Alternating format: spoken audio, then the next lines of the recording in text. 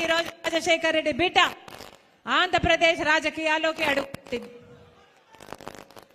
ముప్పేటి దాడి చేస్తున్నారు నా మీద, అన్ని వైపుల నుంచి దాడి చేస్తున్నారు నా మీద.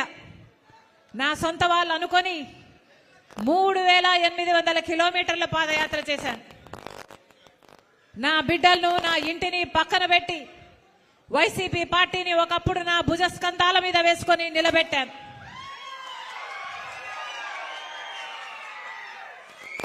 మనసు పెట్టి పనిచేశాను, నా రక్తం ధారపోశాను, నా చెమట ధారపోశాను.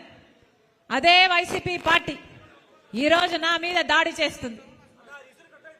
నా మీద ఎన్ని రకాలుగా దాడి చేసినా పర్వాలేదు. ఇక్కడున్నది రాజశేఖర్ రెడ్డి బిడ్డ. ఇక్కడ భయపడే వాళ్ళు ఎవ్వరూ లేరు. మీకు చేతనైంది చేసుకోండి. ఇక్కడ మేము రెడీ, నేను రెడీ, మీరు రెడీయా? నేను రెడీ, మీరు రెడీయా? మేము రెడీ. ఈ యుద్ధానికి మేము రెడీ. ఆంధ్ర రాష్ట్రానికి ప్రత్యేక హోదా రావాలి. ఆంధ్ర రాష్ట్రంలో పోలవరం ప్రాజెక్టు నిర్మాణం కావాలి. ఆంధ్ర రాష్ట్రానికి తలమానికమైన విశాఖ స్టీల్ ప్లాంట్ నిలబడాలి.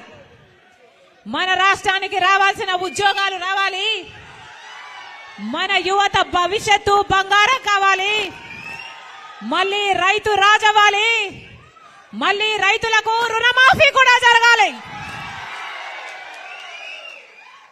అందుకే రాజశేఖర్ రెడ్డి బిడ్డ ఆంధ్రప్రదేశ్ రాజకీయాల్లో అడుగుపెట్టింది.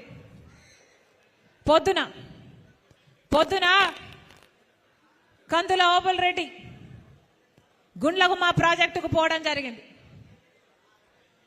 ఇక్కడ రాజశేఖర్ రెడ్డి గారు జలయజ్ఞంలో భాగంగా మొట్టమొదట పూర్తి చేసిన ప్రాజెక్టు. రాజశేఖర్ రెడ్డి గారి హయాంలోనే రాజశేఖర్ రెడ్డి గారు 750 కోట్ల రూపాయలు ఖర్చు పెట్టి ఆ ప్రాజెక్టును పూర్తి చేస్తే 1,00,000 ఎకరాలకు పైగా 2 పంటలు 1,00,000 ఎకరాలకు పైగా సాగునీళ్ళిచ్చే ప్రాజెక్టు ఈ ఒంగోలు పట్టణంతో సహా 12